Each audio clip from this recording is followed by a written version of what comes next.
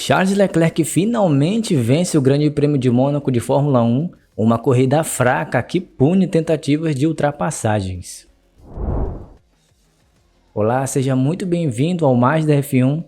E é isso mesmo, o Grande Prêmio de Mônaco é um verdadeiro desfile de carros. E qualquer piloto que tente uma manobra de ultrapassagem está sujeito a abandonar a prova, como aconteceu logo na primeira volta em dois lances diferentes. No primeiro deles, levando em conta a ordem cronológica, você tem Carlos Sainz tentando ultrapassar o Oscar Piastri depois da curva 1.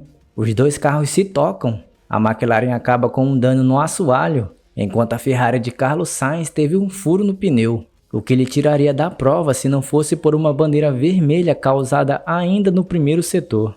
Talvez Sainz até conseguisse recolher o carro até os boxes e trocar os pneus, mas de qualquer maneira ele estaria com a sua corrida arruinada logo no começo, o que seria um grande golpe na Ferrari no que diz respeito ao campeonato de construtores.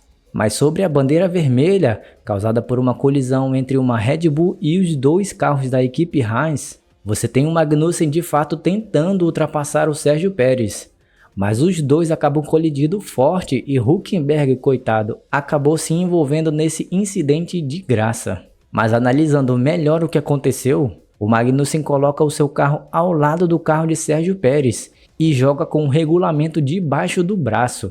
E o que diz o regulamento? Que o piloto é obrigado a deixar no mínimo um carro de espaço quando há uma disputa por posição, e o piloto adversário já tem uma roda dianteira ao lado da sua roda traseira. Claro que não está escrito dessa maneira, mas é como a gente conhece a regra. Os comissários decidiram por não punir nenhum dos pilotos, o que na minha opinião foi uma decisão acertada. Eu vi algumas pessoas falando que o errado nesse incidente foi o Magnussen, inclusive na própria transmissão da Band, quando fizeram lá o break para os comerciais por conta da demora da bandeira vermelha, um dos microfones da equipe ficou aberto, e não me surpreenderia se caso foi o microfone do Reginaldo Leme. Quem assiste a transmissão pelo F1 TV vai entender do que eu estou falando. Mas o narrador Sérgio Maurício demonstrou todo o seu amor pelo Kevin Magnussen, chamando ele de idiota e tudo mais. Mas você não pode simplesmente culpar o Magnussen nesse incidente por conta do histórico dele nas últimas corridas. Do lado da Haas, o Magnussen colocou de lado com o regulamento debaixo do braço.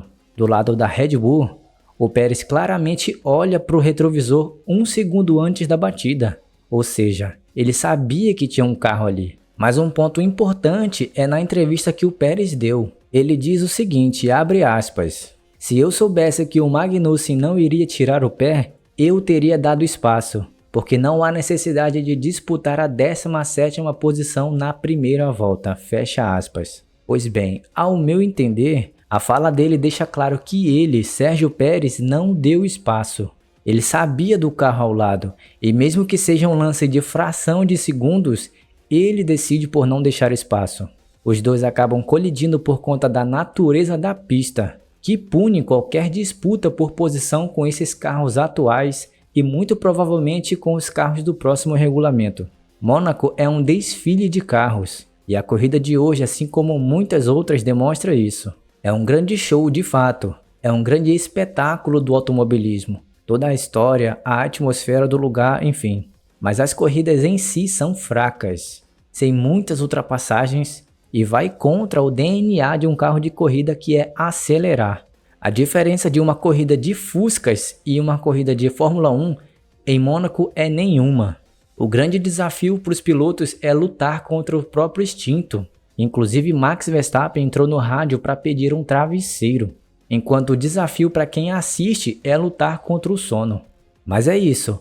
Charles Leclerc venceu esse desfile, quer dizer, essa corrida, com Oscar Piastri em segundo a 7 segundos de distância.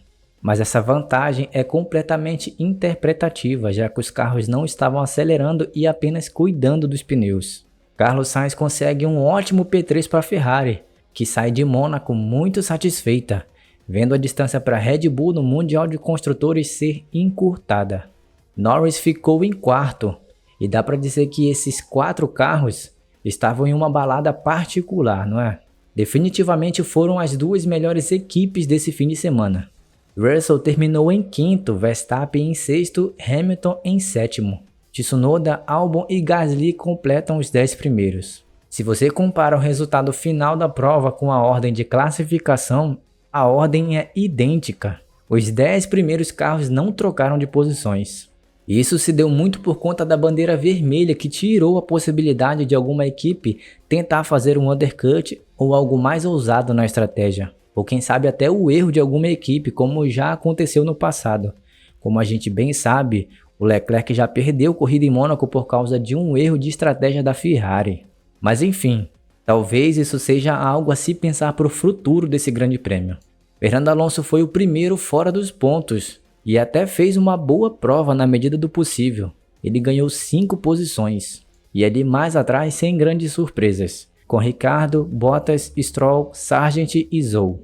Ocon, Pérez e as duas Haas abandonaram na primeira volta. O Esteban Ocon assumiu totalmente a culpa pela colisão com seu companheiro de equipe, uma briga de posição bem desnecessária na minha visão. E assim como também na visão do chefe da equipe Alpine, que já declarou que esse tipo de coisa não pode acontecer entre os dois carros da equipe, e que esse tipo de coisa deve ter consequências. Enfim, é um choque na Alpine, já que não vem andando bem, mas pelo menos o Gasly teve a sorte de não sofrer grandes danos nessa colisão. É isso, uma corrida bem fraca na minha opinião.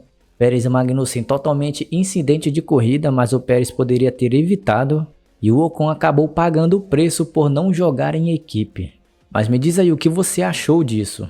Se você gostou desse vídeo, eu te convido a se inscrever no canal, para ficar por dentro de tudo que acontece na Fórmula 1 por uma outra perspectiva. Um grande abraço e até mais!